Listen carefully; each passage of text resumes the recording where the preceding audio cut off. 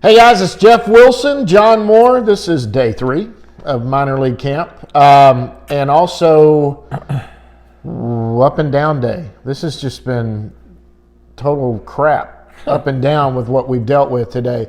For those that don't know, it looked like they might be getting a deal done, which was going to totally change your plans. Yeah. If they did get a deal done, I'm heading home tomorrow night. Jeff is supposed to head home tomorrow night. If they got a deal done, he was going to stay till Sunday to be here for when the players first got here. Then it looked like it wasn't going to happen. Now they're actually talking again. So your travel plans are all up in the air. They are, and I don't know what I'm going to do yet, but I can change the ticket. So I may stay till Saturday. I may, if this thing picks up momentum tonight, maybe I gamble a little bit and wait another day or two and see what shakes loose. But it's there seemed to be a lot of optimism, cautious optimism, guarded optimism, I guess, with the club officials who are here and just get it done already type of thing. And it really looked like it was. I mean, and if it comes down to this international draft breaking the thing, then I don't know that anything that had happened to that point would be genuine anyway. So I don't know.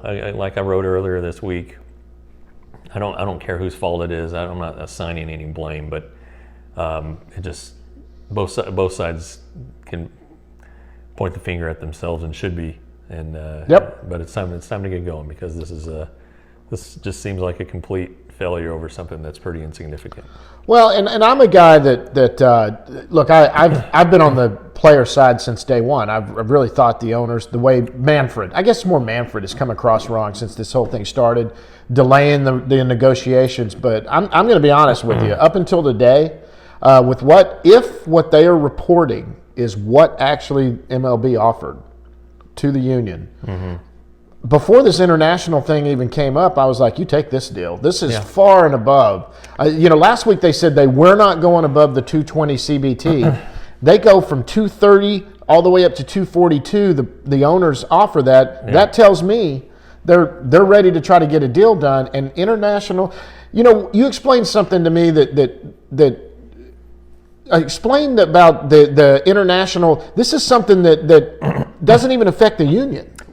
Right, because these players they're minor league players, and they're minor leaguers are not part of the union. Now, eventually, in theory, they would be, but there's an excellent chance that most of the players who would be affected by the draft and selected in the draft would never reach the major leagues.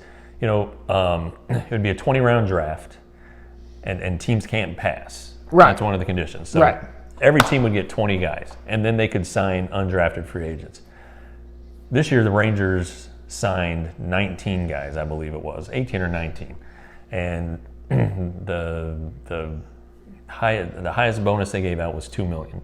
Well, the highest bonus in the draft would be $5.25 million. Right. So, I mean, it just seems like there's money there, and that there's a lot of short-sightedness here. Especially since qualifying offer has been something players have wanted to get rid of forever. Forever. I mean, well, since they were there, but draft pick compensation has forever been a major labor sticking point, and for a major concession like that from ownership, I would think that the players would have to give something back. Exactly. And even it just you have two sides of it. You have guys former players who run academies like Bobby Abreu who says the draft's a great idea. Then David Ortiz came out and said it wasn't. And I don't. Tatis Jr. said the same thing. And I don't know that they, no offense to them, necessarily looked at how the last draft class unfolded, and that there are potentially more opportunities for these players. And so anyway, we'll see what happens here in the next hour. But I'd rather talk about other stuff. Yes. Today we saw some more players today. I did get a chance to. I put out a video earlier. We did get some Marcus Smith video out there. Yeah.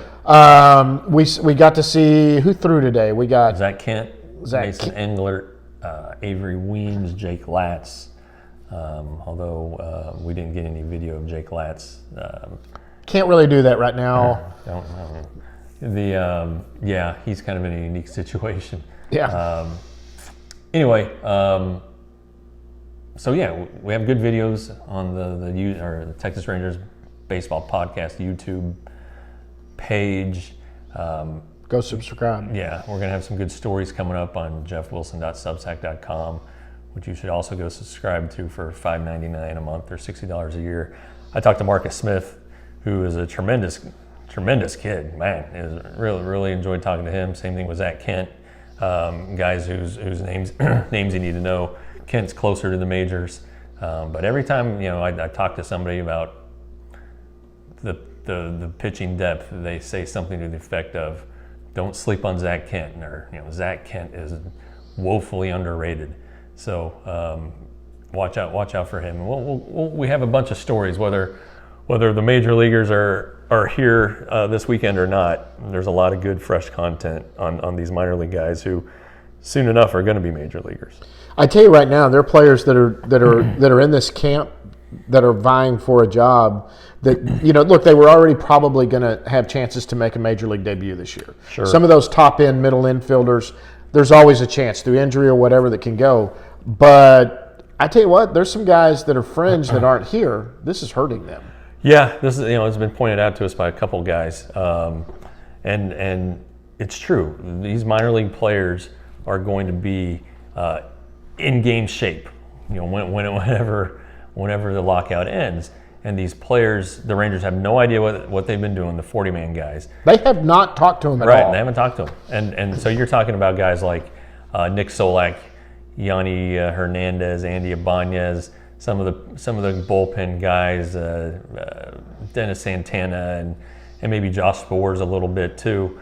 Others, but those are the kind of guys who have options, and that can be a real problem for them, because if you have young arms who are getting outs and are ready to go at the start of a delayed season after a shortened major league camp, and if a pitcher needs more time to get ready, or just to build innings, or just his stuff's not there, or command, you can see some minor league guys who are in this camp right now jump over them, and that's probably strictly a byproduct of the lockout. And maybe Davis Wenzel can open the season on the roster after all. It was talked about that he wouldn't be able to, but sure, if you need a guy who's going to hit and a guy who's going to be a productive player, and if he's better than what you have on the 40-man roster, and these guys have options, don't be surprised. And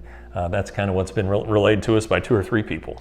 Well, and think of it this way. So you got Isaiah Kiner-Falefa right now, who's slated to be the third baseman. Right. Unless you go out and get a free agent in case something were to happen to Kiner-Falefa and there was a trade, I don't think that's likely to happen. He fills a spot. Josh Young is not going to be there, but Isaiah Kiner-Falefa pulls a hamstring, has to go on the DL or the IL now, whatever they call it now, for a few days. Josh Young was normally that guy that was ready to fill in. He's not. Davis Wenzel, he's sitting there. Josh Smith, he's sitting there. Yeah. All these guys are there. They've been here, and let's just say eyes are on them. There are eyes all over the place. They're watching these guys right now. Yeah. And Davis Wenzel is a good third baseman. He is a good infielder. He was over there at shortstop making some plays. He's good. Sure. Yeah, and one of the blessings for these minor leaguers, and really it's a good thing for player development and the big league staff and front office, is that these players are getting all of the attention. Yep. The minor leaguers are getting all the attention. Nobody else is there are no major leaguers knocking them out of the batting cage or forcing them to the backfields where nobody will pay attention to them. Right. They're the only show in town, and when Chris Young and John Daniels and Chris Woodward are watching you take batting practice or throw a bullpen, they're evaluating you, and they realize that this season will be unlike any other, and they also remember what happened in 2020 when guys, after the 3-week spring training, came in, maybe weren't ready, got hurt. Yep. The Rangers need to protect their players too. That's another element of this whole lockout thing that's going to develop.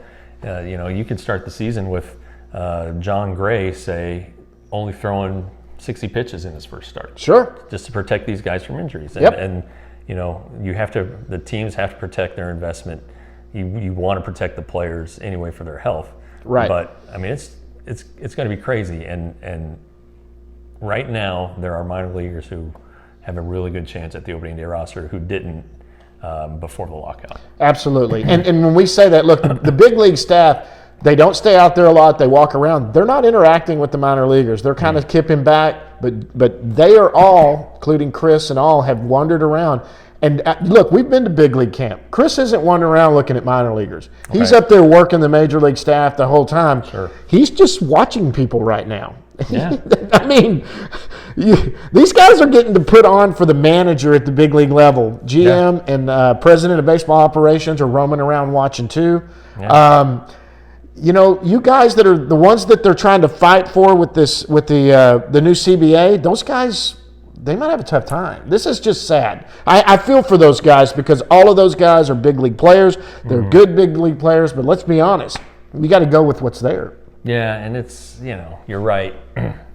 Guys like Ronald Guzman, for instance. Yep. What's going to become of Ronald Guzman? Is he going to sign with a team? He's not going to probably not going to get a major league deal. He's going to have to get a minor league contract. And be behind everybody else. Yeah, sure. When he gets there. So, well, guys, tomorrow we're going to try to get a podcast recorded. We're going to have to do it on the phone. We don't have all our equipment here, but this sounds good. We'll do it this way. Maybe do a video of it. We got a couple guys possibly lined up. See who we can get going. I was going to do some stuff I told you about. Sit down with Davis Wenzel, Josh Smith. Do that. I may not get to. The problem is they're going nonstop, guys. These guys are working hard. That's another reason they're getting ahead of everyone. And they just, right when their day's over, they try to get in and get some food, do stuff like that. And I don't blame them. I mean, look, these guys have been really fun with us. They talk to us while they're moving around, but we can't really do anything when they're moving around. So, right. All right, tomorrow we'll get one more done. I'm flying back to Dallas tomorrow night. You may be, depending on what happens here. TBA. It's a good thing if he's not, because it means we possibly got baseball coming. Until then, guys, we'll see you at the yard.